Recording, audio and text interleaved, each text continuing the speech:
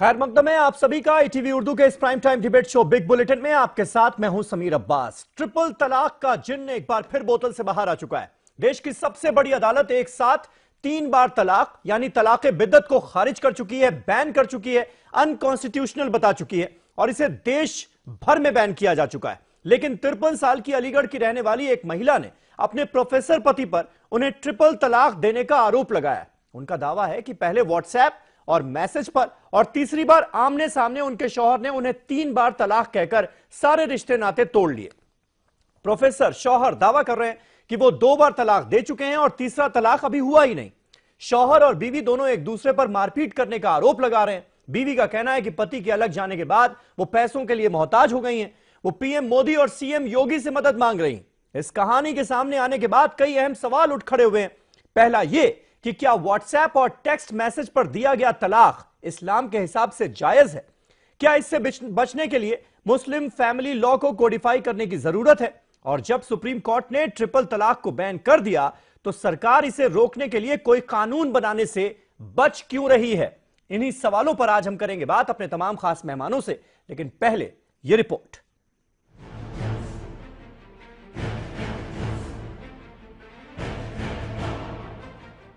अलीगढ़ मुस्लिम university के professor Khalid बिन यूसुफ के जरिए अपनी अहलिया को तलाक देने का मामला सुर्खियों में है। खालिद बिन यूसुफ की अहलिया ने इस नाइंसाफी के खिलाफ आवाज बुलंद करते हुए इसकी शिकायत सबसे पहले AMU के वाइस चांसलर से की। लेकिन जब यहां से इन्हें मायूसी हाथ लगी तो यास्मीन ने पुलिस लाइन में शिकायत दर्ज करवाई। यास्मीन ने वज़ीर आज़म मोदी से भी इस मामले में मदद की फरियाद की है। खालिद AMU के संस्कृत डिपार्टमेंट में डीन और चेयरमैन के ओहदे पर फाइज हैं। इनकी शादी 23 साल कब्ल हुई थी और इनको 3 बच्चे हैं, जिनमें एक लड़का और 2 लड़कियां शामिल हैं। एक लड़का और एक लड़की यास्मीन के साथ रह रहे हैं, जबकि बड़ी लड़की खालिद के साथ है। यास्मीन का इल्जाम है कि खालिद शादी के बाद से ही उसके साथ मारपीट किया करते थे। रिश्तों में तलखियां उस वक्त और बढ़ गईं जब मुबैना तौर पर खालिद ने एक लड़की को नौकरी दिलवाई और इसके बाद दोनों के दरमियान अफेयर चलने लगा। खालिद ने अपनी अहलिया को 18 सितंबर को तलाक का मैसेज व्हाट्सएप पर भेजा। यास्मीन का दावा है कि 30 अक्टूबर को खालिद ने इन्हें 3 तलाक दी थी। 53 साला यास्मीन का दावा है कि खालिद ने बच्चों के सामने तलाक दी है। यास्मीन के साथ रह रही लड़की ने भी अपनी मां की तायीद की है। मुतासरा का कहना है कि पैसे को मोहताज हो गई है। मुतासरा का यह भी कहना है कि अगर इसके साथ इंसाफ नहीं हुआ तो वो बच्चों के साथ खुदकुशी कर लेगी। यास्मीन का कहना है कि वो जिस घर में रह रही है इससे बाहर निकलवाने के लिए खालिद ने घर में ताले डलवा दिए थे, लेकिन पुलिस की मुदाखलत के बाद वो इसी घर में रह रही है। पुलिस का कहना है कि व्हाट्सएप पर तलाक देने की बात की जानकारी इसके पास नहीं है, अलबत्ता घर में ताले डाल दिए गए हैं। इन्होंने 30 सितंबर को पहले व्हाट्सएप पे भेजा है तलाक, 30 सितंबर को। फिर उसके बाद 30 अक्टूबर को इन्होंने टेक्स्ट भेजा। व्हाट्सएप हमने बंद कर दिया। फिर उन्होंने 30 अक्टूबर को टेक्स्ट पे भेजा। ये महिला पिछले 2 महीने से बहुत ज्यादा परेशान है, मानसिक तौर से प्रताड़ित किया जा रहा है इसको। सुप्रीम कोर्ट ने जबकि 3 तलाक पर रोक लगा दी है। इनके हस्बैंड चेयरमैन है संस्कृत विभाग में, पढ़ी लिखी फैमिली है, उसके बावजूद भी इस तरह की रूढ़िवादी सोच अपनी दर्शा रहे हैं और इनको 3 तलाक इन्होंने व्हाट्सएप पे दिया है। और हैरानी की बात यह है कि उलेमा लोग इसको वैलिड मान रहे हैं। देखिए, इन्होंने मुझसे नहीं बताया, आपके मुंह से मैं सुनने हूँ। आए थे परसों और उनका दोबारा ये कहना था कि उनको किसी तरह बुलवा दीजिए काउंसलिंग सेंटर में। वहाँ नहीं रहे हैं, बहाना बना रहे हैं। उनको किसी तरह हम लोग आमने सामने बैठ जाएं जिससे हम अपनी बात कह सकें, वो अपनी बात कह सकें। उन्होंने उन्होंने ये बताया था कि 2 तलाक दे चुके हैं, तीसरा तलाक 17 तारीख को देने की बात उन्होंने कही है, जो उन्होंने बताया था। अभी व्हाट्सएप पे क्या तलाक दिया क्या, ये मेरे समझ में। दूसरी जानिब खालिद ने यास्मीन पर धोखाधड़ी का इल्जाम लगाया है। खालिद का कहना है कि उन्होंने अपनी बीवी को 2 तलाक दी हैं, तीसरी तलाक अभी नहीं दी है। हुआ था उसमें उन्होंने अपने विज्ञापन के बायोडाटा में लिखा था कि मैं ग्रेजुएट हूं और फैशन डिजाइनिंग का मेरा डिप्लोमा है, मैं कुंवारी हूं। लेकिन बाद में फिर पता चला कि ये ग्रेजुएट नहीं है, मात्र इंटर पास हैं। लेकिन मैंने उस बात को भी इग्नोर किया, हालांकि ये फ्रॉड था मेरे साथ। किसी रशीद नामक व्यक्ति से, कश्मीरी युवक से इनकी शादी हुई थी और उनसे फिर बाद में तलाक हुआ। तो दो फ्रॉड इनके पकड़े गए। लेकिन उस बात के से भी अधिक इनका अपना बिहेवियर है, बार बार सबको गाली देना, मारपीट करना। और मैंने इनको कोई 3 तलाक नहीं दिया है, जो ये बार बार मीडिया पे आके कहते हैं कि उन्हें व्हाट्सएप के जरिए, इसके जरिए 3 तलाक दिया। ये बिल्कुल निराधार झूठी बात है। मैंने केवल इनको 1 तलाक मौखिक दिया है। दूसरा तलाक 1 महीने के अंतराल पर मैंने फिर दिया इनको मौखिक, 2 गवाहों के सामने, और उसी को मैंने फिर SMS के जरिए दिया है। बहरहाल पुलिस मामले की जांच कर रही है। अब जांच के बाद ही पता चल पाएगा कि सच कौन बोल रहा है। Bureau report, ETV news.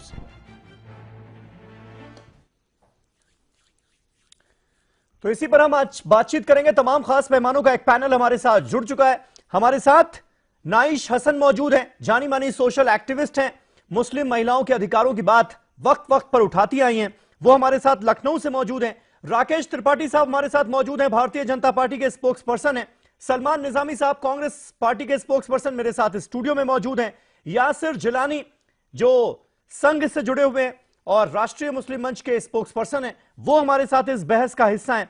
थोड़ी देर में 2 और खास मेहमान आपको स्क्रीन पर नजर आएंगे। डॉक्टर सूरत, जो कि बहुत ही जाने माने वकील हैं, उनकी राय जानना हमारे लिए काफी अहम होगा। इसके अलावा मुफ्ती एजाज कासमी साहब भी हमारे साथ जुड़ेंगे, जो कि all India Muslim personal law board के मेंबर हैं।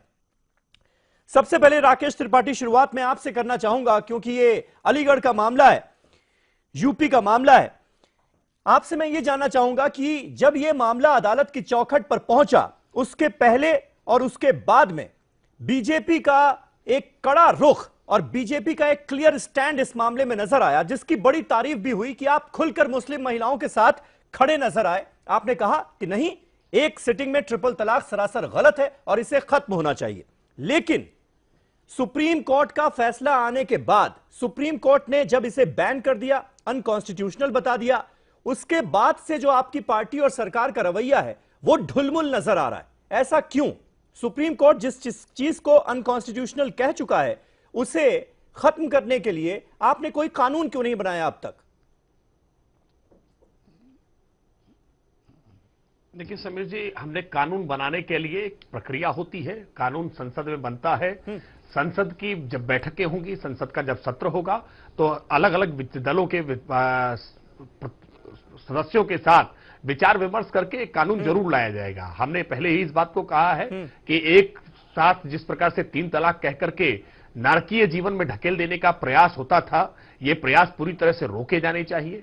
किसी भी महिला के प्रति ये व्यवहार पूरी तरह से पाशविक है, इसको सभ्य समाज में अनुमति नहीं होनी चाहिए। हमने अपने इस स्टैंड को सुप्रीम कोर्ट में भी हलफनामे के रूप में रखने का काम किया, और अच्छा हुआ कि सुप्रीम कोर्ट ने इस बात को स्वीकार करते हुए बहुत लंबे समय से जो मुस्लिम महिलाओं के साथ ही अत्याचार के रूप में चला आ रहा था, जिसको वैधानिकता भी मुस्लिम समाज ने दे रखी थी, तमाम मौलानाओं ने दे रखी थी, उसको अनकॉन्स्टिट्यूशनल घोषित करके मुस्लिम महिलाओं के लिए न्याय के एक बड़े द्वार खोले हैं।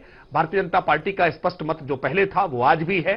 सुप्रीम कोर्ट के इस आदेश के आलोक में संसद जरूर कानून बनाएगी। कानून बनाने के लिए विचार विमर्श की प्रक्रिया चल रही है, और आने वाले संसद के सत्र में हो सकता है इस प्रकार का कोई बिल इंट्रोड्यूस भी किया जाए। राकेश जी, आप ये बात कह रहे हैं, लेकिन बीजेपी के नेता बगले झांकने लगते हैं जब उनसे यह सवाल पूछा जाता है कि क्या वाकई ट्रिपल तलाक को बैन करने के लिए, या फिर कोई शख्स अगर ट्रिपल तलाक दे देता है सुप्रीम कोर्ट के इस फैसले के बाद, तो उसके लिए सजा क्या मुकर्रर की जाएगी? इसके लिए क्या आप कोई कानून बनाने वाले हैं? आप आगे बढ़कर एक बड़ी बात कह रहे हैं कि इस पर विचार किया जा रहा है और कानून बनाने के बारे में विचार किया जा रहा है, लेकिन बीजेपी का कोई क्लियर कट रुख इस पूरे मसले को लेकर अभी तक सामने नहीं आया है। इसलिए मैं ये सवाल आपसे एक बार फिर पूछ रहा हूं। 20 सेकंड और। देखिए समीर जी, इस फैसले के आने के तुरंत बाद ही अल्पसंख्यक मामलों के मंत्रालय संभाल रहे मुख्तार अब्बास नकवी जी ने इस बात को बहुत स्पष्ट तौर पर कहा था कि हम अलग अलग राजनीतिक दलों के सदस्यों के साथ इस बारे में विचार विमर्श करेंगे, क्योंकि ये एक बहुत बड़े समुदाय से, एक बहुत बड़ी जनसंख्या के साथ जुड़ा हुआ मसला है। इसमें किस प्रकार के कानून लाए जाएं, किस प्रकार के प्रावधान किए जाएं, कानून में किन किन धाराओं को किस प्रकार से व्याख्यायित किया जाए, इस पर विचार विमर्श करके जरूर ड्राफ्ट लाया जाएगा। सुप्रीम कोर्ट ने अपेक्षा की है, संसद इसमें कानून लेकर के आएगी। हम अपनी इस बात से पीछे नहीं हट रहे हैं। हमने जो रुख रखा था पहले, वही रुख आज भी है। हम पूरी तरह से इसको मानते हैं कि ये मानवता के विरुद्ध है, ये मुस्लिम महिलाओं के विरुद्ध है, और सुप्रीम कोर्ट ने हमारी इस बात को पुख्ता किया। सुप्रीम कोर्ट ने इस बात को माना है, और भारतीय जनता पार्टी अपने इसी रुख के मुताबिक सुप्रीम कोर्ट के आलोक में आगे लेकर पहुंचा। उस वक्त बीजेपी ने एक क्लियर रुख लिया, सख्त स्टैंड बीजेपी का नजर आया, सरकार का नजर आया। लेकिन कांग्रेस पार्टी उस वक्त भी पसोपेश में नजर आई, कैश 22 सिचुएशन में नजर आई कि क्या कहें क्या ना कहें। आज क्या आप इस बात के लिए तैयार होंगे, जबकि सुप्रीम कोर्ट अनकॉन्स्टिट्यूशनल कह चुका है इसे, कि इसको लेकर कोई एक कानून बनाया जाए ताकि ऐसे लोगों को सजा भी मिल पाए जो कि ट्रिपल तलाक दे रहे हैं सुप्रीम कोर्ट के इस वर्डिक्ट के बाद? देखिए, हमारा कोई जो स्टैंड था वो बिल्कुल क्लियर था। बीजेपी ने इसको एक इशू बनाया, एक पॉलिटिकल मुद्दा बनाया। मुझे नहीं लगता कि उतने ज्यादा केसेस इसके थे जो आपको इतना ट्रिपल तलाक, अगर औरतों के मफाद की या उनकी इज्जत का मसला था। फिर काफी मसले हैं जिसको आप हर रोज देखते हैं कि छोटी छोटी बच्चियों के साथ ज्यादती होती है, रेप के इंसिडेंट्स कितने बढ़ रहे हैं। सरकार उस पर तवज्जो दे, लेकिन ट्रिपल तलाक का मसला अगर आप उठाया, सुप्रीम कोर्ट ने उसको मान लिया कि ये जायज है, लेकिन सरकार उसके बाद बिल्कुल उसको डिले कर दिया, भूल गए। और अभी भी ये जो इंसिडेंट सामने आ रहे हैं, जो आपके चलन के थ्रू अब मैंने सुना कि आज ये हादसा हुआ, तो फिर डिले क्यों? क्या वो इलेक्शन का एक प्रोपेगेंडा था कि आपको उत्तर प्रदेश में इलेक्शन जीतना था, तो आपने मुसलमान औरतों के हक की बात की और फिर आज भूल गए उसको? तो ये मुझे लगता है कि ये डबल स्टैंडर्ड्स है, और बीजेपी की जो हुक्मरान है, जो लीडरशिप है, वो इन इश्यूज को जानबूझ के हाईलाइट करते हैं, क्योंकि वो शायद वो छवि अपनी साफ करना चाहते हैं। जो मुसलमान आजकल आप देखेंगे कि हर रोज, कल भी एक हादसा हुआ जो एक लिंचिंग हो रही है।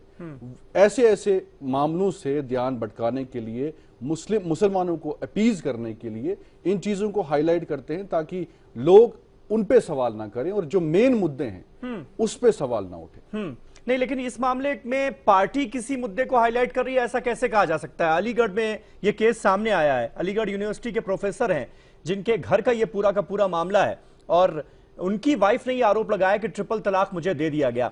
मैं पहले मुफ्ती एजाज साहब को जोड़ लूं, राकेश उसके बाद में आऊंगा, बहस को ओपन करूंगा। मुफ्ती एजाज, मैं आपसे जानना चाहूंगा, ये जो पूरा मामला अलीगढ़ का सामने आया है, इस पर आप क्या कहेंगे? क्योंकि महिला साफ तौर पर यह आरोप लगा रही है कि पहले उन्हें व्हाट्सएप पर तलाक दिया गया, फिर उसके बाद व्हाट्सएप पर उन्होंने अपने पति को ब्लॉक कर दिया, तो टेक्स्ट मैसेज पर तलाक दिया गया, और तीसरी बार आमने सामने तलाक दिया। तो क्या यह तलाक हो गया आपके हिसाब से?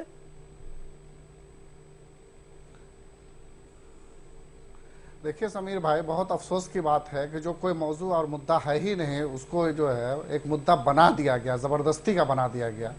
प्रोफेसर साहब ने जो तलाक का तरीका इख्तियार किया है, वो बिल्कुल अहसन तरीका और इस्लामी तरीका इख्तियार किया था। पहले महीने में एक तलाक दिया था, उसके बाद दूसरी तलाक दी है, और अभी 2 ही तलाक हुई है। और उन्होंने ट्रिपल तलाक को अक्सर बिल्कुल खारिज कर दिया कि हमने स्टेट तलाक दी ही नहीं है, 3 तलाक दी ही नहीं है। जहाँ तक उनकी वाइफ दावा कर रही है कि तलाक दिया है 3 तलाक, और व्हाट्सएप का दावा कर रही है, व्हाट्सएप के जरिए से अभी तक उन्होंने कोई क्लिपिंग नहीं दिखाया कि कौन सा वर्ड या कहाँ है। व्हाट्सएप का रिकॉर्ड उनके पास होना चाहिए था। दूसरी बात, मुझे अपनी बात कंप्लीट करने दीजिए प्लीज। उसके बाद इन्होंने, उनकी जो वाइफ, प्रोफेसर साहब की जो वाइफ है, उन्होंने 3 अक्टूबर को अपना सारा मामला एसएसपी के यहाँ दर्ज कराया है। उसमें उन्होंने कहीं भी ट्रिपल तलाक का जिक्र नहीं किया है, जबकि वो दावा करती हैं कि हमें जो है 18 सितंबर को 3 तलाक दे दिया गया, और 3 अक्टूबर को वो मामला दर्ज करती है, उसमें ट्रिपल तलाक का कोई मामला वो दर्ज नहीं करती है। और इस बीच में अभी तक ये 2 महीने 2.5 महीने से जो मामला चल रहे हैं, उसमें उन्होंने कभी भी ट्रिपल तलाक का जिक्र नहीं किया। लेकिन चूंकि वो एक सियासी आदमी भी है, वो पॉलिटिक्स से भी जुड़ी हुई है, उनकी अहलियत, उन्होंने जब देखा कि ये मामला किसी तरह से पॉलिटिसाइज नहीं हो रहा है, मीडिया में हाइप नहीं हो रहा, और आपने एक बात सबसे पहले कही कि इस्लामिक तरीका अपनाया, की तारीख से कर रही है वो। मैं देखिए, मैं यहाँ पर किसी पर आरोप लगाने नहीं बैठा हूं, लेकिन जो चीजें सामने आई हैं, मैं उसको एज इट इज सामने रख रहा हूं। मैंने आपसे एक सवाल किया कि क्या ये तरीका सही है? आपने पहले सेंटेंस में ये बात कही कि प्रोफेसर साहब जो है उन्होंने इस्लामिक तरीका अपनाया, तो क्या व्हाट्सएप पर तलाक देना और मैसेज के थ्रू तलाक देना यह इस्लामिक तरीका है? वही बात वो मैं अपनी बात कंप्लीट कर लूं। प्रोफेसर साहब ने बार बार चैनलों पर आकर ये क्लियर किया है कि हमने जो है रिटन में तलाक गवाहों के सामने में दिया और उसको बाई पोस्ट हमने उनके पास भेजा, उन्होंने रिसीव करने से इनकार कर दिया। उसके बाद सिर्फ हमने व्हाट्सएप के जरिए से इंफॉर्मेशन दी कि ये तलाकनामा है, ये तलाक हमने दे दी, उसकी पिक्चर जो है हमने उनको भेजा है। तो व्हाट्सएप के जरिए से उन्होंने तलाक नहीं दी है, व्हाट्सएप के जरिए से इंफॉर्मेशन दी अपने तलाकनामे की, जिसको उन्होंने रिसीव करने से इनकार कर दिया है। तो ये तमाम पहलू सामने रखे हैं। तो कहीं भी ना व्हाट्सएप का मामला आता है ना ट्रिपल तलाक का मामला आता है। और जब ये ना ट्रिपल तलाक का मामला, तो रिसीव करने से इनकार कर दिया, बाई पोस्ट उन्होंने भेजा तलाकनामा और वो रिसीव नहीं हुआ, कहीं ना कहीं तो फिर क्या तलाक मान लिया जाएगा? बिल्कुल तलाक माना जाएगा। जब उसको पता है कि हमको ये तलाक दे दिया गया, फोन पर बात हुई, गुफ्तगू हुई है, गवाहों के सामने में उन्होंने तलाक दिया, तो तलाक क्यों नहीं होगी? एक तलाक उन्होंने दिया, फिर दूसरे महीने में वो दूसरी तलाक दिया है, अभी तीसरी तलाक उन्होंने दी नहीं है। अब समीर भाई ये सोचिए कि तलाक या सेपरेशन या जुदाई ये इंसानी जिंदगी का हिस्सा है। किसी भी इंसान की जिंदगी में तनाजा हो सकता है और सेपरेशन हो सकता है। क्या देश में कहीं भी कोई भी तलाक का वाकया रूनुमा होगा? हर एक को आप मुद्दा बना करके टीवी चैनलों पर मौजूद बहस बना लेंगे। हर तलाक पर जो है आप इस तरह से तनाज़ा मुद्दा तो है ना, ये मुद्दा तो है। जो मामला सुप्रीम कोर्ट की अदालत तक पहुंच जाए, सुप्रीम कोर्ट जिसे बैन करे, अनकॉन्स्टिट्यूशनल कहे और वो फिर ये आरोप लगे कि नहीं, सुप्रीम कोर्ट के ऑर्डर के बाद भी लोग ट्रिपल तलाक दे रहे हैं, तो ये है मुद्दा। वो खुद कह रही है। इसमें किसी को क्या शक होना चाहिए? सुप्रीम यासिर हमारे साथ हैं, डॉक्टर सूरत भी हमारे साथ जुड़ गए, बहुत बड़े लॉयर हैं, उनसे भी राय लेंगे। लेकिन यासिर कुछ ऐड करना चाह रहे हैं। यासिर आप अपनी बात, मेरी बात कंप्लीट। ठीक है मुफ्ती साहब, हो गई कंप्लीट आपकी बात। सबको, सारे लोग हैं ना बहस में, सबकी राय जानना बहुत जरूरी है। 30 सेकंड और दीजिए ना मुझे। कुछ ऐड करना चाह रहे हैं यासिर मुद्दा कैसे नहीं है? क्या बात करेगा? इससे अफसोसनाक कोई बात नहीं हो सकती। क्या बात? नहीं, मुझे जो बात अभी मैं सुन रहा हूं वो मुझे इतना अफसोसनाक लगा है कि एक बहन की हालात को ये समझने की कोशिश नहीं कर रहे। उसकी हालात इतने बद से बदतर है कि खाने के लाले हैं उनको, उनकी तकलीफ को समझने की कोशिश नहीं कर रहा है, क्योंकि वो मर्द जिसने तलाक दिया है वो उसने जानबूझ के दिया है। और जब इनकी 90, देखिए मैं इस मसले पे आपको कुछ रोशनी डालना चाहूंगा। 95 में इनकी मैट्रिमोनियल साइट सबसे पहले समीर भाई, ये जो आरएसएस के प्रवक्ता आपसे बात कर रहे हैं, इनको कहिए कि अपनी लैंग्वेज ठीक करें और सही लैंग्वेज में बात करें। दूसरी बात यह है, उनका अकाउंट खोल करके देखा इन्होंने? समीर भाई खुद उनके हस्बैंड ने दावा किया उनके पास 2 अकाउंट है, एक अकाउंट में 1 लाख रुपया, यासिर ने 2 लाख बात की है। इनके घर के हालात समझे, उसके बाद वो टीवी डिबेट में आए। ये जानकारी उन्होंने मुझे खुद दी है, मैं आपको बता देता हूँ। अब सुन लीजिए उनको, और हमको अब सुन लीजिए यासिर को कि वो कहना क्या चाह रहे हैं। मुफ्ती एजाज साहब, यासिर बोले आप। नहीं, देखिए पहली बात तो कि इसका लैंग्वेज ठीक कीजिए। 95 में मैट्रिमोनियल साइट पे उनके लिए इश्तिहार, इन्हें तो कुछ मालूम नहीं है, ये बाजारों किताब से पढ़ के आ जाते हैं। उसके बाद उनके फादर के यासिर पर्सनल टारगेट ना करें, आप अपनी बात रखें। इन्होंने ग्रेजुएशन जो वो कह रहे हैं कि वो इंटर पास थे, वो झूठ बोल रहा है। वो यूसुफ बिन खालिद जो वहां का प्रोफेसर है, ये एक सब्जेक्ट में कंपार्टमेंट आया था, ये बात रखी गई और उन्होंने कहा था जब ये बात हुई फोन पे उनसे, तो उन्होंने कहा कि थोड़ा सा ये हल्का स्लाइटली लंगड़ के चलते हैं, इनको थोड़ी सी पैर में प्रॉब्लम है। जब उनके फादर और ये खुद वहां पहुंची, वो बैसाखी में थे, उसके बाद भी इन लोगों ने उस वक्त कोई मामला नहीं। यासिर मुद्दे पर बात कीजिए ना, यासिर मुद्दे पर बात कीजिए ना। हमें उनके घर की कहानी जानने में कोई दिलचस्पी नहीं है, और मेरे ख्याल से वो खुद भी नहीं चाहेंगे कि उनके घर की कहानी इस तरह से टीवी चैनल पर डिस्कस हो गए। हम मुद्दे की बात करें ना। उसके बाद इनके थोड़े से रंग जो बदले, हालात जो बदले, तो इन्होंने उनको तंग करना शुरू किया। ये सच्चाई है। और जब तंग करना शुरू किया इनको, तो ये मतलब छोटी छोटी चीजें मैं आपको बताऊं कि ये रूठ जाते थे, रूठ के घर से चले जाते थे। उसके बाद ये धीरे धीरे आज 21 साल का वक्फा निकल गया। नहीं है कि जिस अदारे से मुसलमानों को जोड़ा जाता है कि वो रिप्रेजेंट करने वाला अदारा है, मुस्लिम वहां से अपने आप को बहुत बड़े, बहुत बड़ा है अपनी शक्ल, अपनी रूपरेखा तैयार करते, वहां से आप पढ़े लिखे होने। यासिर हो गई आपकी बात, हो गई बात आपकी। अंदर देखिए, नाइश हसन हमारे साथ मौजूद है। लेकिन मेरा मसला, नाइश जी, मैं आपसे जानना चाहूंगा, ज्यादा ले जाएंगे। ये आखिर ऐसा क्यों है कि इस मुद्दे पर जब आप किसी भी मुफ्ती या किसी भी मौलाना से बात कीजिए तो फैसला एक तरफा नजर आता है। हालांकि अभी ये मामला फैमिली कोर्ट में गया नहीं, दोनों पक्ष अपनी अपनी बातें कह रहे हैं, लेकिन मुफ्ती और मौलाना इस बात को लेकर बिल्कुल रजामंद और एक तरफा क्यों नजर आ रहे हैं कि भाई जो हस्बैंड है वो बिल्कुल सही रास्ते पर चल रहे हैं, उन्होंने कोई दिक्कत नहीं की, कोई परेशानी नहीं की और वो बिल्कुल सही तरीके से उन्होंने तलाक दिया। ऐसा क्यों, इतनी जल्दी ये नतीजा क्यों? नहीं, मुझे उनकी बात में ये लगा कि जैसे वो एक पार्टी बन रहे हैं। इसको ईमानदारी से देखने की जरूरत है। मैं किसी भी सियासी पार्टी से नहीं हूं। एज एन एक्टिविस्ट मैं 22 अगस्त 2017 में जब ये फैसला आया उसके बाद से अगर मैं देख रही हूं, मेरे पास 7-8 केस 3 तलाक के आ चुके हैं। मुजफ्फरनगर से भी है, अलीगढ़ से भी है, लखनऊ से भी है, बहराइच से भी है। इस तरह के मामले लगातार आ रहे हैं। मेरा एक कहना यह है कि जब सुप्रीम कोर्ट ने जो 22 तारीख को जजमेंट दिया था, जजमेंट के साथ अगर उन्होंने फौरी तौर पे एक गाइडलाइन दे दी होती जैसे विशाखा जजमेंट में हुआ था, तो शायद ये प्रॉब्लम सामने ना आती और जब लॉ बनता तो फिर वो गाइडलाइन जो है लॉ खत्म होकर लॉ आ जाता। जैसे विशाखा में 2013 में आ गया लॉ सेक्सुअल हैरेसमेंट का, वो सुप्रीम कोर्ट ने नहीं किया। और जो जजमेंट सुप्रीम कोर्ट ने दिया, हाई कोर्ट पिछले 20 सालों से वो जजमेंट ऑलरेडी दे चुका है। सुप्रीम हाई कोर्ट ने अनलॉफुल, अनकुरानिक सब कुछ कहा है, 3 तलाक को बंद किया।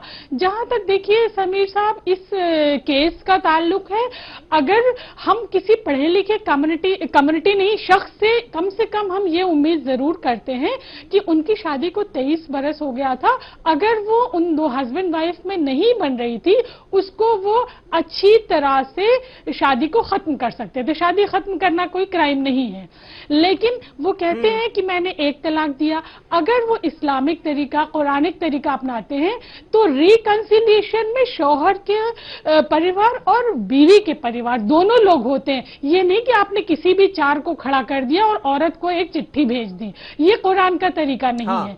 वो पढ़े लिखे हैं, एक यूनिवर्सिटी के प्रोफेसर हैं, उन्होंने ये गलती की है। और अगर 23 साल बाद वो ये कह रहे हैं कि ये इंटर पास थी, तो आपको वो भी 23 साल पहले कहें कि भाई आपके पैर भचक रहे थे, आप सीधे खड़े नहीं हो पाते थे। हो सकता है दोनों ने कहीं कंप्रोमाइज किया हो।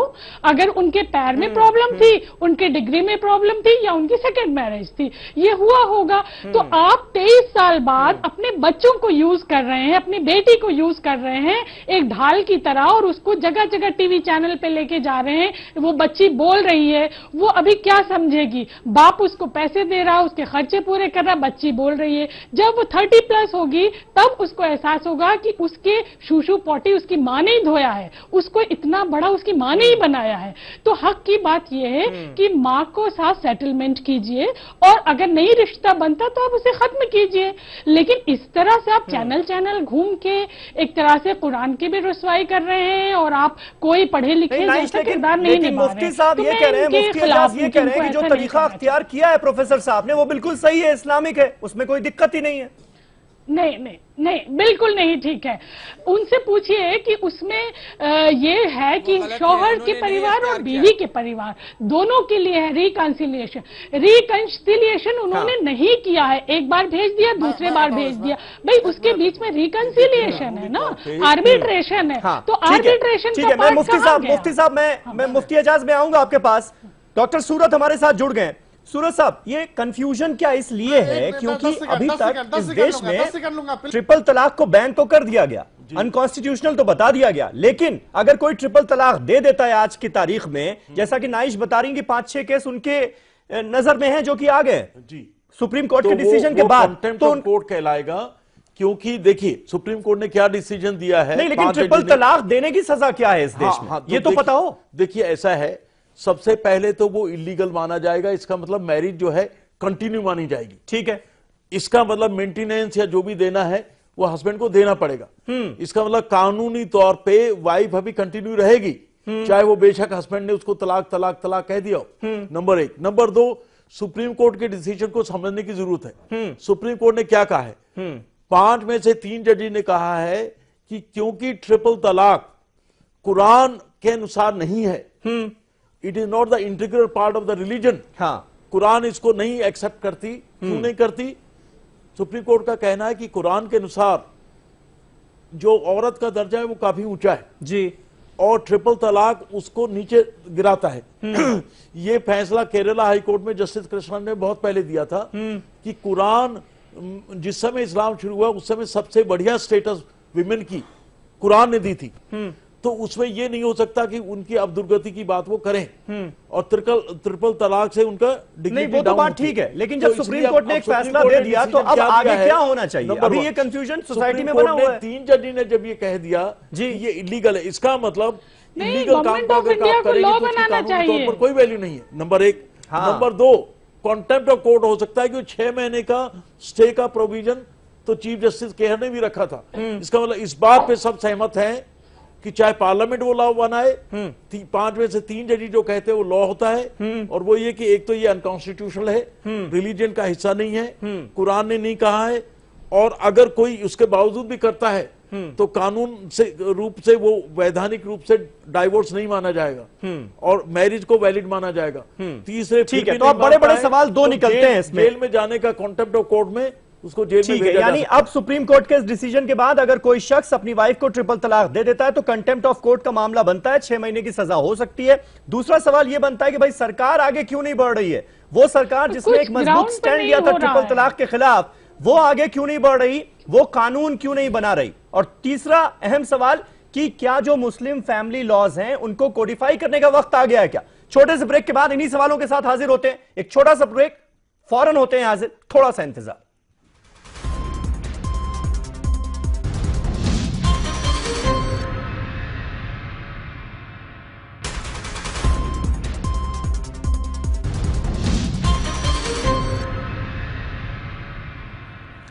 तो बात हो रही है ट्रिपल तलाक की। तमाम खास मेहमान हमारे साथ जुड़े हुए हैं। राकेश त्रिपाठी हमारे साथ मौजूद हैं, भारतीय जनता पार्टी के स्पोक्स पर्सन। राकेश, मैं आपसे जानना चाहूंगा, देखिए नाइश आपके लखनऊ से ही बैठी हुई हैं और उन्होंने साफ कहा कि भाई बहुत सारे मामले उनकी नजर में भी ऐसे आए, 6-7 मामले जो कि सुप्रीम कोर्ट के वर्डिक्ट के बाद लोग ट्रिपल तलाक दे रहे हैं। तो आपकी जो सबसे बड़ी मांग थी कि भाई ये जो नाइंसाफी हो रही है मुस्लिम महिलाओं के साथ खत्म हो, ये तो अभी भी जारी है, और इसका रीजन साफ ये नजर आता है कि कानून तो इस देश में अभी तक बना नहीं, कानून आपने बनवाया नहीं। तो आज की डेट में एक मुस्लिम महिला जिसे ट्रिपल तलाक दे दिया गया है, वो बाध्य है, मजबूर है पुलिस के पास जाके ये कहने के लिए कि डोमेस्टिक वायलेंस हुआ मेरे साथ। तो एक तरह से झूठा केस लिखवाने के लिए आप मजबूर कर रहे हैं मुस्लिम महिलाओं को। नहीं, डोमेस्टिक वायलेंस ही है समीर जी। जब जो अनकॉन्स्टिट्यूशनल घोषित कर दिया गया हो, जो असंवैधानिक हो, उसको अगर जबरदस्ती करने का काम करेंगे तो ये एक वायलेंस ही है, और ये वायलेंस है संविधान का भी, सुप्रीम कोर्ट के उसको वायलेट करने का भी काम है। और जैसा भी हमारे पैनल में बैठे हुए एडवोकेट ने कहा कि आप कंटेम्प्ट ऑफ कोर्ट करते हैं ऐसी स्थिति में जब तक कोई लॉ प्रिवेल नहीं करता है। मैंने पहले ही कहा कि इस पर सभी दलों के साथ विचार विमर्श करके ही कोई भी कानून बनता है, तो पार्लियामेंट में ही बनेगा, पार्लियामेंट में इस बारे में विचार विमर्श होगा। राजनीतिक दल परस्पर आपस में विचार विमर्श कर रहे हैं, लेकिन इस पैनल में बैठे हुए मैं सलमान साहब की बातें सुन रहा था। सलमान साहब जिस तरह से कह रहे हैं कि भारतीय जनता पार्टी दोहरा इस पर रवैया अपनाए हैं, वास्तविकता में पहले कांग्रेस अपना स्टैंड क्लियर करे कि कांग्रेस के वकील, प्रसिद्ध वकील और बड़े नेता कपिल सिब्बल कहा सुप्रीम कोर्ट में ट्रिपल तलाक के पक्ष में पैरवी कर रहे थे, बाहर निकल करके वो इस फैसले की सराहना करते हैं। अभी कांग्रेस अपने आप में क्लियर नहीं है इस बात को लेकर के कि वो ट्रिपल तलाक पर अपना क्या रुख रखती है। कांग्रेस प्रमुख विपक्षी दल है, कांग्रेस को अपना पक्ष क्लियर करना चाहिए। भारतीय जनता पार्टी ने अपना पक्ष बिल्कुल क्लियर किया है, और हम इस पक्ष को लेकर के सुप्रीम कोर्ट के आदेश के आलोक में हम कानून बनाने के लिए जरूर पहल करेंगे, लेकिन कांग्रेस पार्टी अपना पक्ष जरूर क्लियर करे। वो अभी भी पितृसत्तात्मक मानसिकता के तहत तमाम मुफ्ती मौलानाओं को संतुष्ट करने के लिए तुष्टीकरण की भावना से बाहर नहीं आ रही है। आपके ऊपर अब आपको यह जवाब देना है कि उस वक्त तो आप मुस्लिम महिलाओं के साथ नहीं खड़े हुए जब मुस्लिम महिलाएं अदालत का दरवाजा खटखटा रही थी। ट्रिपल तलाक को बैन होना चाहिए, गलत है, ये आपने नहीं कहा, अदालत के फैसले के बाद आपने कहा। अब क्या कानून बने इसके खिलाफ, ट्रिपल तलाक के खिलाफ कानून बने? इतना ही नहीं समीर जी, इसके लिए आप एकमत होंगे? एक बात और जोड़ दो। देखिए अभी जी बोलिए। इतना ही नहीं, सलमान साहब तो इसको मुद्दा भी नहीं मान रहे हैं। वो तो कह रहे हैं कि तमाम मसाइल और हैं, उन मसाइलों पर चर्चा करिए, तो मसाइल ही नहीं है। अरे हाँ, ठीक है, ठीक है, सलमान जवाब दे रहे हैं जी।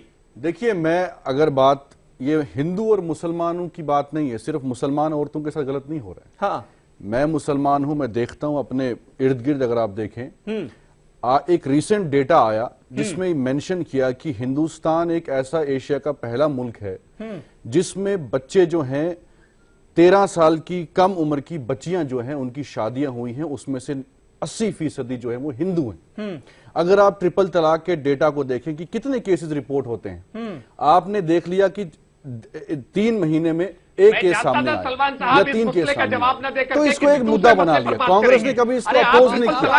अब ये नए नए मुसलमानों के हमदर्द बने, इनको लगता है कि पहले जो मुसलमान औरतें यहाँ रहती थी उनके साथ जुल्म होता था, लेकिन अब ये नए नए हमदर्द बने क्योंकि पाप किए हैं। ट्रिपल तलाक जो हो रहा था वो तो जुल्म ही था ना मुस्लिम महिलाओं के साथ।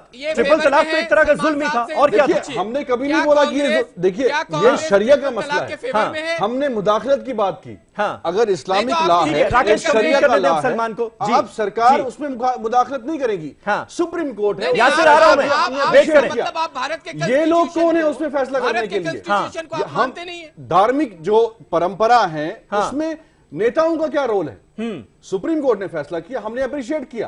अब वो इनको आप सवाल कीजिए कि भैया आपके पास इस वक्त हुकूमत है, आप इंप्लीमेंट करिए। नहीं, वो ठीक बात है, लेकिन संसद के जरिए ही कानून बनेगा ना। कांग्रेस पार्टी साथ देगी, सपोर्ट करेंगे, सपोर्ट करेंगे ना। हमने कभी अपोज नहीं किया इसको। हम ये कहते हैं कि हर धर्म में जहां जहां अपमान हो रहा है औरतों के साथ, उस पर बात करिए। ठीक है, मुस्लिम बहनों के साथ नहीं है ये, उनके तकलीफ के साथ नहीं है आप। राहुल गांधी जी सब कुछ। यासिर एक मिनट, छोटे छोटे यासिर मेरी आवाज मिल रही है आपको या नहीं? अरे बात राहुल गांधी की नहीं है या मोदी की नहीं है, आप क्यों पॉलिटिक्स के बीच में आते हैं? एक मिनट सलमान, यासिर मेरी आवाज मिल रही है आपको? मिल रही है, बोलिए। समीर जी एक बात कहना, यासिर मैं आपसे जानना चाहूंगा, इस वक्त बीजेपी के सहयोगी के तौर पर आप ना बोलें, आप राष्ट्रीय मुस्लिम मंच के प्रवक्ता के तौर पर, स्पोक्स पर्सन के तौर पर मुझे बताइए कि यहां पर दिक्कत आपको कहां नजर आ रही है? सुप्रीम कोर्ट ने एक क्लियर फैसला दे दिया, उसके बाद सरकार का क्या फर्ज बनता था? कि कानून बनाने के लिए पहल हो, ऐसी तो कोई पहल दिखाई नहीं दे रही है। ये बात भी तो मानिए। बिल्कुल, आप देखिए, मैं बिल्कुल देखिए, मैं किसी पार्टी का सहयोगी बन के नहीं बात कर रहा हूं, यहां मानवीय स्तर की बात है। बिल्कुल मौजूदा हुकूमत को चाहिए थी, क्योंकि आपकी राज्य में भी सरकार है और मौजूदा हुकूमत भी इस वक्त जो उन्होंने वायदा किया था उसको जल्द से जल्द पूरा करे, ये हमारी डिमांड है। और मैं बिल्कुल चाहूंगा कि इसमें देखिए, अगर इसमें देर होगी तो कहीं ना कहीं जो आपने वादा पूरा, एक 20 करोड़ की जो आबादी है, एक जो जनता है जो आपकी तरफ देख रही है, जिन्होंने आप पे यकीन किया है, उसके साथ कहीं ना कहीं उसके साथ थोड़ी प्रॉब्लम होगी। तो मैं चाहूंगा कि इस वक्त की मौजूदा हुकूमत जल्दी से जल्दी ये कानून लेके आए। और मेरे जो साथी यहाँ पे भारतीय जनता पार्टी के प्रवक्ता बैठे हैं, मैं उनसे रिक्वेस्ट करूंगा कि आप ज्यादा से ज्यादा तेजी लाएं इस मसले में, कि ये कानून बन के आए और लोगों, जिस तरह की लोग अमानवीय हरकत कर रहे हैं, ये बढ़े ना, ये रुकेगा तभी जब कानून बनेगा, और कानून का जब डर होगा तो वो इस तरह की हरकत नहीं करेंगे। ठीक है, मुफ्ती एजाज मैं आपसे जानना चाहूंगा, अब आप ये बताएं कि जैसा कि नाइश कह रही हैं कि अभी भी सुप्रीम कोर्ट के फैसले के बाद लोग ट्रिपल तलाक दे रहे हैं, 5-6 केसेस उनकी नजर में हैं, और हमने भी सुना है लगातार कहानियां हमारे सामने आ रही हैं। ऐसे लोगों को आप कैसे रोकेंगे?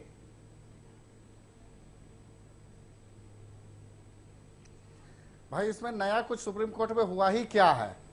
सुप्रीम कोर्ट में वही कुछ हुआ है जो क्लियर हमेशा से शुरू से हमारा स्टैंड रहा, मुस्लिम पर्सनल लॉ बोर्ड का स्टैंड रहा है। ये पूरा फैसला जो है सुप्रीम कोर्ट का यहाँ सामने है। पूरे फैसले के अंदर जगह जगह जो है सरकार को क्रिटिसाइज किया है, मीडिया को क्रिटिसाइज किया है कोर्ट ने, और डायरेक्टली मुस्लिम पर्सनल लॉ बोर्ड को एक्सेप्ट करते हुए, उसके स्टैंड को एक्सेप्ट करते हुए आखिर में यही कहा है कि चूंकि मुस्लिम पर्सनल लॉ बोर्ड भी ट्रिपल तलाक नहीं चाहती है, ये बुरी चीज है, इसलिए सेट एसाइड, उसको किनारे लगाया जाता है, वो सही नहीं है। अच्छा, यानी आप लोग चाहते ही नहीं कि ट्रिपल तलाक हो, कर लिया, अच्छी बात है। ट्रिपल तलाक की वकालत करते हुए आप जो डिबेट में बैठते थे वो क्या था मुफ्ती एजाज?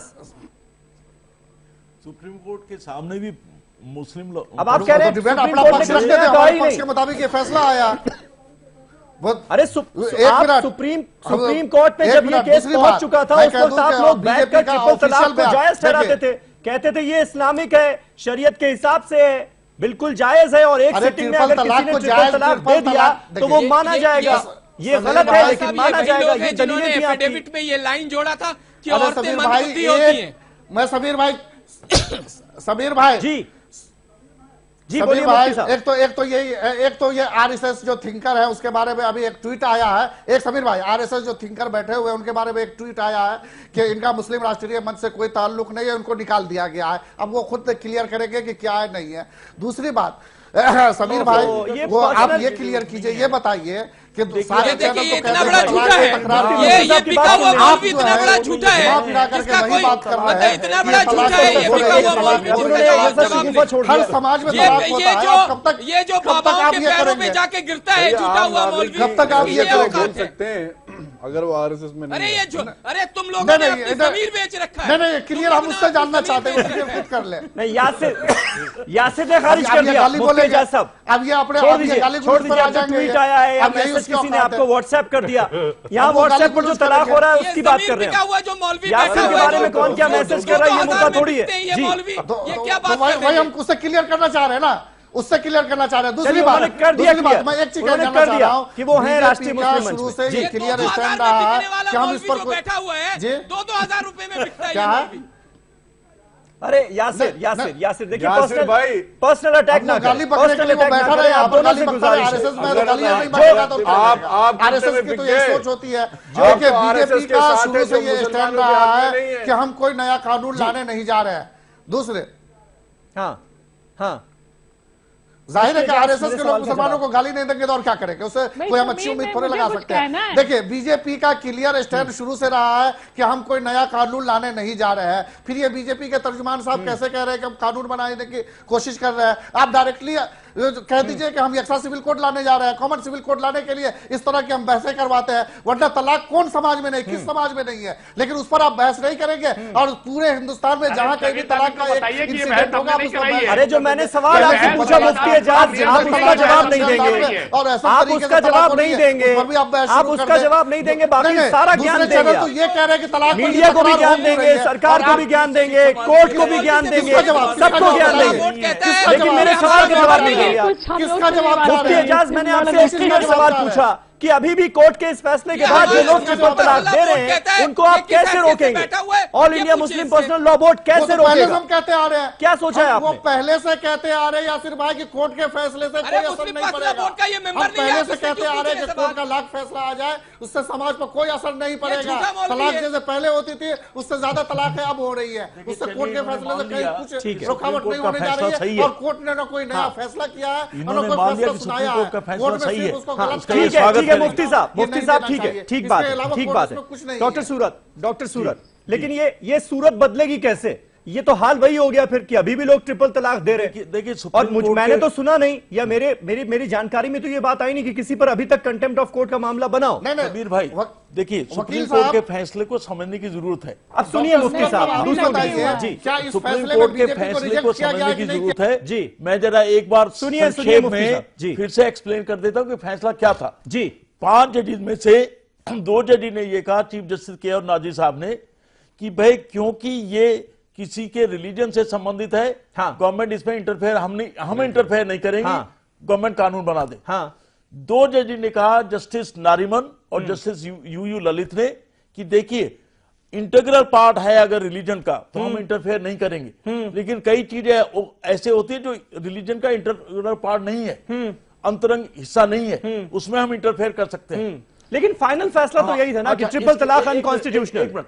5वां जो जज था जस्टिस जोसेफ, उन्होंने इंटरेस्टिंग बात कही और उसकी वजह से पहले सारा एक तरफ हुआ। अच्छा, उन्होंने कहा कि देखिए अगर इंटरनल पार्ट है रिलीजन का तो सुप्रीम कोर्ट का कोई मतलब नहीं है इंटरफेयर करने का, तो मैं भी नहीं करूंगा। लेकिन क्योंकि मैं तलाक ट्रिपल तलाक की कस्टम को मुस्लिम रिलीजन का या कुरान के अनुसार उसका अंतरंग हिस्सा नहीं मानता, इसलिए ये इलीगल है। तो 5 में से 3 जज ने जब कह दिया इलीगल है तो ये इलीगल है, चाहे सरकार कोई कानून बनाए या ना बनाए। तो मुद्दा ये नहीं है कि सरकार कानून बनाएगी कि नहीं, मुद्दा ये कि आज की डेट में जब सुप्रीम कोर्ट ने इसको इलीगल अनकॉन्स्टिट्यूशनल डिक्लेयर कर दिया है, तो अगर उसका कोई भी वायलेशन करेगा तो वो कॉन्टेम्प्ट ऑफ कोर्ट होगा, ठीक है, और उसको जेल में जाना पड़ेगा। ठीक है नाइश क्या ये टीवी डिबेट्स में हम तो बड़ी बड़ी बातें कर लेते हैं कि भाई कंटेम्प्ट ऑफ कोर्ट है, ये है वो है, लेकिन हकीकत में हो क्या रहा है?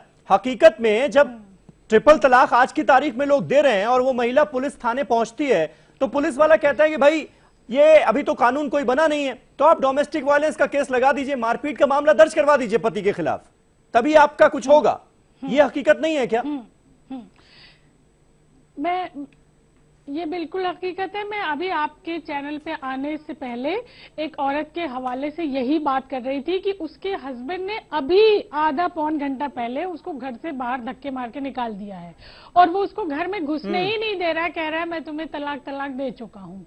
एक ये बात है कि इस पे कंट्रोल नहीं हो रहा है। वो जो मैंने पहली बात कही थी कि अगर हमारे पास कोई गाइडलाइन नहीं होगी तो ये ऐसे आजाद लोग हैं, ये कभी इसको कंट्रोल नहीं करेंगे।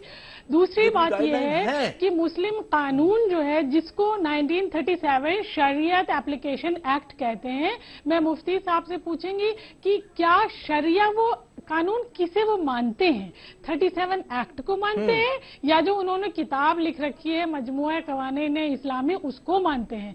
उनकी निगाह में है क्या शरीयत कानून माने क्या? वो कुछ एक्सप्लेन करें, क्योंकि इसके नाम पे थोड़ी मिसअंडरस्टैंडिंग फैलती है। और जब हम लोग 37 में सुधार की बात कहते हैं तो ये अपनी किताब रख देते हैं। हम भाई उस किताब जिसमें 552 या 56 दफाएं हैं, जिसकी एक दफा भी कुरान से मैच नहीं करती है, मजमुआ कवानीन इस्लामी की आप पढ़ लीजिए, वो इंग्लिश में भी है उर्दू में भी है। तो आप किसको मानते हैं? पहले तो इनकी लॉबी को ये क्लियर करना पड़ेगा कि इनकी निगाह में शरीयत कानून माने क्या। 37 जो अंग्रेजों ने बनाया था, 39 जो अंग्रेजों ने बनाया था, dissolution of Muslim marriage act, या इनका कौन सा कानून है जिसको वो मानते हैं? ये इनको बताना चाहिए। इससे बहुत लोगों को जानकारी होगी कि उनका स्टैंड क्या है। मुफ्ती साहब, और अगर 37 मानते हैं तो ठीक है, मुफ्ती साहब जवाब देना चाह रहे हैं इसका, जवाब लेना भी चाहिए हमें। जरूरी है पर्सनल लॉ में। ठीक है मुफ्ती साहब, बिल्कुल हिंदुस्तान की निगाह में 37 ही है हमारा कानून, शरीयत एप्लीकेशन एक्ट। सुनिए नाई शब्द सुन लीजिए नाई साहबा, आपको ये क्लियर होना चाहिए कि शरिया एप्लीकेशन एक्ट जब बना था उस जमाने में भी उलमाए किराम से राय ली गई थी और उलमाए किराम के मशवरे से ही वो एक्ट बना था। और उसके बाद जो अभी मजमुआ कवानीन इस्लामी का जो हवाला दे रही है, मजमुआ कवानीन इस्लामी पूरे मुल्क के सारे उलमा सर जोड़ करके बैठे और सर जोड़ करके बैठने के बाद दफा वाइज ये कानून मुरतब किया है जो कुरान और हदीस की रोशनी में है, जिन्होंने अपनी पूरी जिंदगी उसी में आप मुफ्ती साहब, लेकिन मेरा एक सीधा सवाल आपसे है, मुफ्ती साहब मेरा एक सीधा सवाल आपसे है कि सुप्रीम कोर्ट के इस फैसले के बाद जो लोग ट्रिपल तलाक दे रहे हैं, मुल्क के सारे उलमा क्या कहेंगे, क्या वो गलत है? आपने जिंदगी में कभी कुरान पलट के मैं उसी किताब से पूछ रही हूँ। आप अरे आप पर्सनल अटैक पर चले जाते हैं फिर। आपने कुरान नहीं पढ़ा, मैंने पढ़ा, आप मत जाइए ना मुफ्ती साहब। आपके पास क्या सबूत है कि मैंने नहीं मान कर चल रहे हैं कि आप पूरी तरह से जानकार हैं, आपने सब कुछ पढ़ा है, तभी तो आप यहाँ बैठे हुए हैं। होते हुए कुरान पढ़ा है, कुरान किसी ने पढ़ा है नहीं पढ़ा है इस पर क्यों जाते हैं? आपने सवाल का जवाब दीजिए। कौन सा एजेंडा मुसलमानों पर थोपना चाहती है? मुझे बड़ी शर्म आती है भाई कि इस तरह की बहसें करते हुए समीर भाई कौन सा एजेंडा चाहती हूँ आप समाज को बताइए। अरे आपको शर्म आती है ऐसी बहसों में बैठने के लिए तो आप ना आया कीजिए। अब उसका क्या किया जा सकता है? अगर आपको ये बताने में शर्म आ रही है कि कौन सा तलाक जायज है कौन सा नाजायज है तो इसका क्या इलाज है? मुफ्ती साहब, ये सारे दफात गलत है। मुफ्ती साहब, ये सारे दफात गलत है के बावजूद स्थिति को नहीं समझ रहे हैं। हमारे जैसे मौलवियों को मुफ्ती साहब, अरे जिसको मुझे लगता है आप जवाब नहीं देना चाहते। मुझे लगता है आप जवाब नहीं देना चाहते। मुफ्ती एजाज, मैं आपसे सीधा सवाल पूछ रहा हूँ। पहला सवाल ये कि व्हाट्सएप और मैसेज के थ्रू क्या तलाक दिया जा सकता है?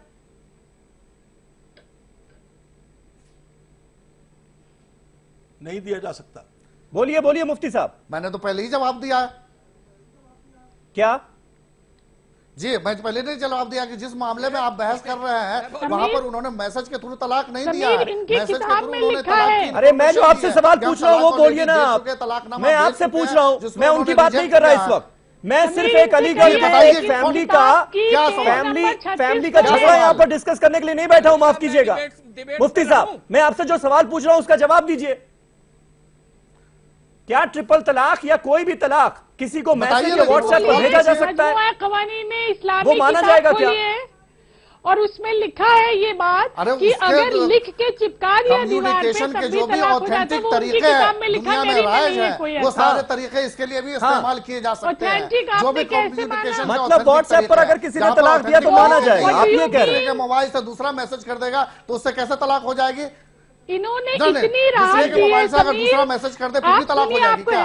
कम्युनिकेशन के जो भी ऑथेंटिक तरीके हैं कि अगर मैसेज करते हैं, लेटर लिखते हैं, फिर उसको ओरली उसको एक्सेप्ट करते हैं कि हाँ मैंने मैसेज किया, मैंने भेजा है, मैं तलाक देता हूं तो तलाक हो जाएगी। ठीक है, ठीक है, हो जाएगी आपके हिसाब से। दूसरा सवाल मेरा आप ही से, मुफ्ती साहब दूसरा सवाल आप ही से,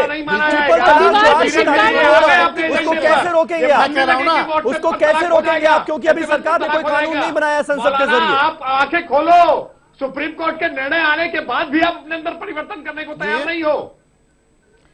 मैं कह रही हूँ इनकी किताब में ये मेंशन अरे सुप्रीम कोर्ट ने तो यहाँ जूते मार के पूरे बीजेपी को खारिज कर दिया है, बीजेपी को सीधा कह दिया है कि नहीं मानते, तुम्हारे सारे स्टैंड को क्लियर कर दिया है, बीजेपी के सारे स्टैंड को खारिज कर दिया है। बीजेपी ने क्या स्टैंड रखा था समीर भाई, बीजेपी ने क्या स्टैंड रखा था कोर्ट में? पहले इसको क्लियर करवा दीजिए तो भी ठीक है, बीजेपी का क्या स्टैंड आप जानना दुनिया को बताना चाहेंगे? समीर इनकी किताब में जो लिखा है उस पे बात करिए, इधर उधर मत घुमाइए। बताइए कि बीजेपी ने अपना स्टैंड क्या रखा? किताब की कोई वैल्यू नहीं है। अगर बताइए क्या फैसला आ गया ना, आ गई तो इनकी किताब की कोई वैल्यू नहीं है। अगर वो किताब सुप्रीम कोर्ट से, लेकिन राकेश त्रिपाठी आप ये बात मानेंगे कि अभी भी महिलाएं परेशान हो रही हैं? जिस मसले पर आपने अपनी सरकार की, अपनी पार्टी की पीठ ठोक ली कि भाई हमने बहुत बड़ा काम कर दिया, वो काम आज भी हो रहा है। अरे समीर भाई, काम आज भी हो रहा है, बनवा दीजिए ना। आप कॉमन सिविल कोड कहीं नहीं बनवा देते, आप ही ठेका ले लीजिए, आप टीवी वाले अपना ठेका ले लीजिए और कॉमन सिविल कोड बनवा दीजिए। कठोर कानून बना दीजिए। मुफ्ती एजाज साहब, आप इतना परेशान क्यों हो रहे हैं, इतना गुस्से में क्यों हैं, इतना नाराज क्यों हैं? मैंने तो एक सवाल पूछा, तब सवाल में राकेश जी से पूछता हूं, यासिर से आप बीजेपी से ये नहीं पूछते कि उसका स्टैंड क्या था? आप क्यों नाराज हो रहे हैं आज? अरे क्या पूछते हैं आप? बिल्कुल एक एजेंडा लेकर के बात कर रहे हैं। आप एक एजेंडे के तहत आप सिविल कोड लागू करवा दीजिए, बात खत्म है। कानून बनाने की बात कर रहे हैं बार बार। ले आइए, अगर हिम्मत है बीजेपी में तो कानून। आपकी राय की इज्जत करता हूं। आपको लग रहा है कि ये एजेंडा है तो एजेंडा है। नहीं, आज का मेरा एजेंडा यही है। मैं यही सवाल पूछूंगा, घुमा फिरा के मैं सीधी बात करता हूँ, यही सवाल पूछूंगा, यही सवाल पूछूंगा। आपको जवाब देना है तो दे, नहीं देना है तो ना दे, ये आपकी मर्जी। राकेश जवाब दे। मुस्लिम महिलाएं परेशान है, परेशानियां और बढ़ेंगी। यानी हिंदू में कभी तलाक नहीं है, हिंदू में कभी तलाक नहीं होती है। आप क्यों किसी हिंदू महिला पर क्यों नहीं डिबेट करते हैं? हिंदू महिला पर मुफ्ती साहब हिंदू लोग डिस्कस करने बैठे हैं ना, आपको बुलाऊंगा जरूर, हिम्मत है कि आपको बुलाऊंगा। तेरा के अनुसार डिबेट करके कई ग्राउंड दिए गए, मैं चैलेंज करता हूँ, पूरे ईटीवी ग्रुप को चैलेंज करता हूँ कि किसी हिंदू महिला पर डिबेट करके कर ले। मैं पूरे ग्रुप को चैलेंज करता हूँ। ये कहना कि हिंदुओं में तलाक ईटीवी के अंदर हिम्मत है तो किसी हिंदू महिला है पर इस तरह की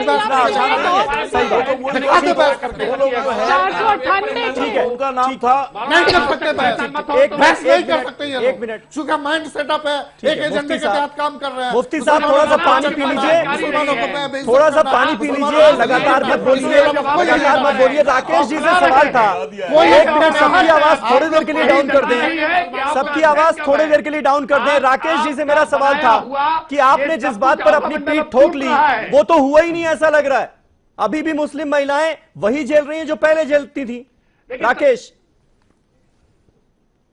देखिए समीर जी, हमने कोई पीठ ठोकने का काम नहीं किया है। हमने बार बार कहा है कि नारी गरिमा, नारी अस्मिता का मसला है और इस मसले पर भारतीय जनता पार्टी ने, भारत की सरकार ने अपना क्लियर स्टैंड सुप्रीम कोर्ट में रखने का काम किया है और उस स्टैंड के आधार पर सुप्रीम कोर्ट ने तमाम जो याचिकाएं आई थी उन याचिकाओं का निस्तारण करते हुए मुस्लिम महिलाओं को उनका वाजिब हक दिया है और साथ में अपेक्षा की है कि भारत की संसद इस पर एक सम्यक कानून बनाए। उसके लिए 6 महीने का समय दिया है। मैंने आपको डिबेट की शुरुआत में ही कहा कि कानून बनाने की प्रक्रिया संसद में होती है, तमाम राजनीतिक दलों की इस पर सहमति असहमति आती है, हम विचार विमर्श की प्रक्रिया में हैं। आने वाले सत्रों में, संसद के सत्रों में इस बारे में हम बहुत गंभीरता से विचार करेंगे। लेकिन मैं फिर कह रहा हूं कि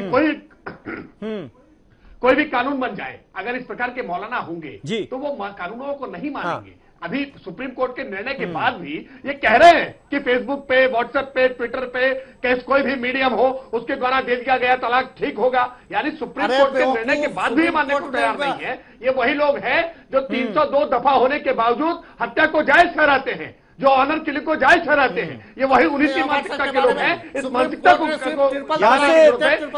यासिर, क्या लगता है आपको ग्राउंड लेवल पर हालात कब बेहतर होंगे? हाँ, ट्रिपल तलाक पे ही मैं कह रही हूँ ना जी। समीर साहब, सबसे ठीक पहले है, मैं अपनी बात को रखने से पहले, मैडम 1 मिनट चुप रहिए जरा, जल्दी एक से। Second please.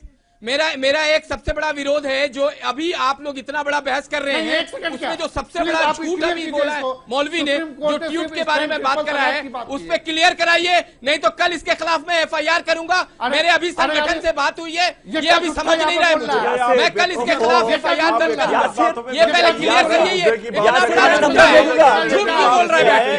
यासिर, मैं नंबर दे दूंगा आपको, मुफ्ती साहब को, मुफ्ती साहब का डिबेट के बाद बात कर लीजिएगा जी। आप पे डिबेट करना थोड़ी ना, जी जी खत्म करना चाहिए। ठीक है, सबसे पहले कानून की स्थिति जरा समझ लीजिए। ये झूठ बोल रहा है बैठ के यहाँ पे टीवी पे बैठ के, और आप सुन रहे हैं। ये इतना बड़ा झूठा है, ये इतना बड़ा झूठा है। मेजोरिटी ने सुप्रीम कोर्ट में कर दिया, पार्लियामेंट कानून बनाए, अच्छी बात है, ना बनाए तो भी ट्रिपल तलाक तो इलीगल हो गया। तो उसके खिलाफ अगर कोई कहता है कि व्हाट्सएप पे हो गया, मैसेंजर पे हो गया, तो सब लोग कानून को समझ ही नहीं रहा है, कानून को समझ ही नहीं रहा, मतलब out of touch with reality. Number 1, नहीं, समझने की बात अलग है, सफर करने की बात अलग है। ठीक है सर, कानून बनाए, ठीक है सलमान, लीगल है जी, बिल्कुल सलमान, सुप्रीम कोर्ट ने कह दिया इलीगल है, लेकिन क्या आपको नहीं लगता कि ग्राउंड लेवल पर हालात तभी बेहतर हो पाएंगे, तभी हक मिल पाएगा महिलाओं को, जब कानून बनेगा, तय होगा कि भाई ट्रिपल तलाक की सजा क्या है। सुप्रीम कोर्ट के डिसीजन को हमने स्वीकार किया, एक्सेप्ट किया, लेकिन कानून बनाने की हिम्मत होगी। इसमें पॉलिटिक्स जो है साइड पे रखी है। बिल्कुल, ये भाजपा जो है छाती सीना ताड़ के बोल रहे हैं कि हमने लड़ा, उन्होंने सबसे बड़ा थप्पड़ मारा इनको कि भाई आप सियासत को साइड पे रखिए, ये पॉलिटिक्स का कोई इश्यू नहीं है। हाँ। अब इनको जो जिम्मेवारी दी है, आप भी कह रहे हैं 6 महीने का टाइम है, 4 महीने चले गए, अब 2 महीने में क्या करेंगे? ये हालात तो दिन ब दिन उससे बदतर हो जाएंगे। ऐसे अब औरत जो है वो सड़क के बाहर अपने हक के लिए लड़ रही है, क्या कोई भाजपा का नेता उसके पास गया? कोई वहां का विधायक गया उसकी आवाज सुनने के लिए? वो तो दर बदर घूम रही है। ये तो यहाँ पे बोल रहे हैं कि हम महिलाओं के लिए लड़ते हैं। आज जो केस आपके सामने आया, कौन सा आप बताओ, आपने किया कि नहीं किया? दूसरे को देखना आसान है। सलमान साहब, आप तो उनके पक्ष में खड़े हैं, आप तो सरकार देने वालों के पक्ष में खड़े हैं, मौलाना और मुफ्तियों के पक्ष में खड़े हैं। हम कम से कम औरतों के हक में खड़े तो है, अपना स्टैंड क्लियर तो कर रहे हैं। स्टैंड तो क्लियर कर रहे हैं राकेश जी, लेकिन अब जो ये महिला है, विक्टिम है, वो गुहार लगा रही है सीएम योगी से 24 घंटे वो उनकी मदद करें। कैसे मदद करेंगे आप बताइए, कैसे मदद करेंगे? देखिए, एक बात तो बिल्कुल क्लियर हो चुकी है कि जिसको मौलाना और मुफ्ती, जिस प्रकार के मौलाना इस डिबेट में बैठे हैं, जो जायज ठहराने का काम कर रहे हैं, वो नाजायज घोषित हो चुका है, असंवैधानिक घोषित हो चुका है। उसके बावजूद अगर कोई इस प्रकार का प्रयास करता है तो कंटेम्प्ट ऑफ कोर्ट तो बनता ही बनता है, उसकी लीगल वैलिडिटी पर किसी भी प्रकार का कोई नहीं बन सकता है। ये बात तो बिल्कुल क्लियर हो गई है। और बाकी सलमान साहब का जिस प्रकार का दोहरा चरित्र दिखाई पड़ रहा है कि वो कोर्ट में कपिल सिब्बल से खड़े होकर के तीन तरह के पक्ष में बात करते हैं, कोर्ट के डिसीजन आने के बाद इसका स्वागत करते हैं, लेकिन अपना स्टैंड अब तक क्लियर नहीं कर पाते हैं कि वो कानून के पक्ष में है या नहीं है। राकेश जी, पढ़े हो तो सरकार, क्या आपने सुप्रीम कोर्ट के फैसले को देखा भी है? प्राइम मिनिस्टर आपका, अरे सुप्रीम कोर्ट के फैसले को देखा है? टीवी में क्या बात कर रहे हो आप? चलिए, बहुत बहुत शुक्रिया, बहुत बहुत शुक्रिया आप सभी का। वक्त मेरे पास खत्म हो चुका है, वक्त मेरे पास खत्म हो चुका है, इसलिए इस डिबेट को यहीं खत्म करना होगा। यासिर जिलानी, सलमान निजामी, मुफ्ती एजाज, राकेश त्रिपाठी, डॉक्टर सूरत और नाइश हसन, आप सबका बहुत बहुत शुक्रिया। तो कुल मिलाकर इंतजार रहेगा उस पल का, राकेश त्रिपाठी ने जो दावा किया है, वादा किया है कि वाकई सरकार इस दिशा में सोच रही है, आगे बढ़ चुकी है, एक राय बनाने की कोशिश की जा रही है पॉलिटिकल जमात की कि ट्रिपल तलाक के खिलाफ कानून जल्द से जल्द बनाया जाए। बहुत बहुत शुक्रिया। कल एक नए टॉपिक पर नई डिबेट के साथ मुलाकात होगी, तब तक आप तमाम खबरों के लिए देखते रहें ETV।